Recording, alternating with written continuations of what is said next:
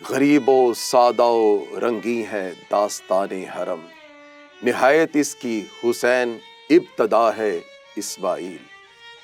ان الذین یؤذون اللہ ورسولہ لعنہم اللہ فی الدنیا والآخرہ۔ جس نے بھی بے شک اللہ اور اس کے رسول کو اذیت دی، دنیا اور آخرت میں اس کے اوپر لعنت ہے۔ سرکار دو عالم صلی اللہ علیہ وسلم نے حضرت امام حسن اور حسین کے رونے کی آواز سنی۔ آواز سنتے ہی حضور والہانہ سیدہ فاطمہ سلام اللہ علیہا کے حجرے میں پہنچے اور فاطمہ حیران ہو گئیں، یا رسول اللہ صلی اللہ علیہ وسلم آپ کبھی یوں تشریف نہیں لاتے۔ حضور نے کہا کہ فاطمہ، تم نہیں جانتی کہ مجھے حسن اور حسین کا رونا کتنا غم زدہ کر دیتا ہے، کتنا دکھ دیتا ہے۔ یہ کیوں رو رہے ہیں؟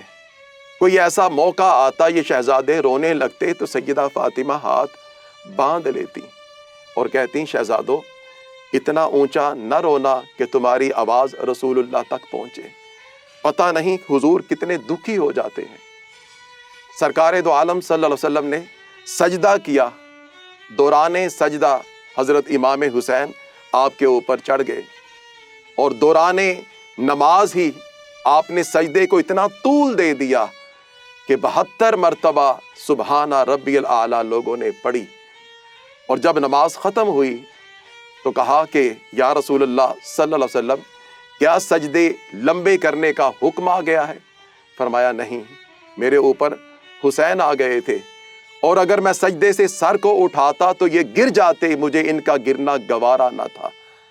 فرمایا ان کی خاطر میں نے اپنے رب کی عبادت کے سجدے کو طول دے دیا۔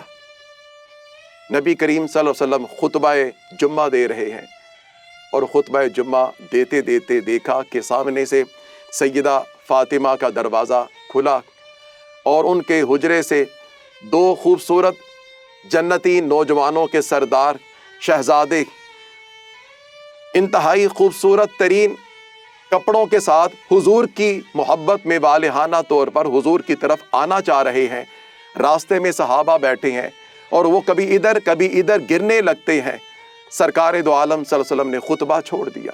گویا سرکار دو عالم صلی اللہ علیہ وسلم کا ان کو گرنے نہ دینا یہ بتا رہا تھا کہ آج میں ان کو گرنے نہیں دے رہا، کل یہ میرے دین کو گرنے نہیں دیں گے۔ اور سرکار دو عالم صلی اللہ علیہ وسلم نے جب ان کو اپنے کندھوں پر اٹھایا تو کسی نے کہا کتنی خوبصورت سواری ہے، تو آپ نے فرمایا یہ بھی تو دیکھو سوار کتنے پیارے ہیں۔ حضرت فاطمہ رضی اللہ تعالی عنہا جب اس دنیا سے جانے لگیں تو اپنے شہزادوں کو اپنے قریب کیا اور کہا کہ بتاؤ تمہارے بابا کون ہیں؟ کہا کہ علی ابن ابی طالب۔ کہا کہ ہاں ابن ابی طالب بھی ہیں مگر وہ اسد اللہ بھی ہیں۔ یاد رکھنا ان کی تربیت کو، اور تم ایک شیر کے بیٹے ہو، جب دین کے اوپر کوئی کڑا وقت آ جائے تو شیروں کی طرح جم کے کھڑے ہو جانا، بزدلی نہ دکھانا۔ پھر کہا کہ جانتے ہو میں کون ہوں؟ کہا کہ میں محمد الرسول اللہ کی بیٹی فاطمہ بنت رسول اللہ صلی اللہ علیہ وسلم، تمہارے نانا محمد الرسول اللہ اللہ کے رسول ہیں۔ فرمایا جو تعلیم، جو تربیت، جو صحبتیں، سنگتیں کائنات میں تمہیں ملی ہیں، اے میرے بچوں، دین کے اوپر جب کوئی کڑا وقت آ جائے تو یاد رکھنا حضور نے تمہیں اپنے کندھوں پر اٹھایا تھا۔ جب لوگ دین کو کندھا نہ دیں، میرے بابا کے دین کو کندھا دینا۔ امام حسین نے یہ سارے مناظر دیکھے تھے، انہیں خبر تھی کہ جب آنے والے زمانے کے اندر ظلم و ستم کا راج ہوگا، جب آنے والے زمانے کے اندر لوگ اپنی جانوں کی حفاظت کریں گے، دین لٹ رہا ہوگا، دین گر رہا ہوگا، دین بے یارو مددگار ہو جائے گا، ان لمحوں کے اندر کوئی بھی آگے نہیں بڑھے گا، تب انہیں آگے بڑھ کے دین کو بچانا ہوگا۔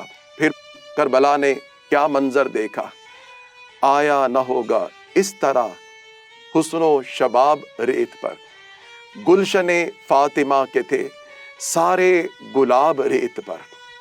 عشق میں کیا لٹائیے، عشق میں کیا بچائیے، آلے نبی نے لکھ دیا سارا نصاب ریت پر۔ سرکار دو عالم صلی اللہ علیہ وسلم کے اس شہزادے نے بتا دیا کہ لوگوں، اپنی جان دینا تو آسان ہے، مگر اپنے ننھے منھے شہزادوں کو اپنے ہاتھوں دشمن کے حوالے کرنا اور دشمن کے مد مقابل بھیجنا، اپنے معصوم بچوں کے لاشیں اٹھانے، کبھی علی اصغر کا تڑپتا ہوا لاشا اٹھا رہے ہیں آپ، کبھی علی اکبر کا لاشا اٹھا رہے ہیں، کبھی آپ اپنے بانجوں کے لاشیں اٹھا رہے ہیں، بزرگوں کے لاشیں اٹھا رہے ہیں، کبھی قاسم کا خوبصورت ترین پیکر لاشا بن کر شہادت کے ذریعے آپ کے سامنے آ رہا ہے، مگر کسی مرحلے کے اوپر بھی آپ نہ خوف زدہ ہوئے نہ ڈگمگائے۔ آپ کا کیونکہ عقیدہ یہ تھا، آپ کا تصور یہ تھا، سر کٹ کے چڑھ جائے نیزے کی نوک پر، لیکن یزیدیوں کی اطاعت نہ کر قبول۔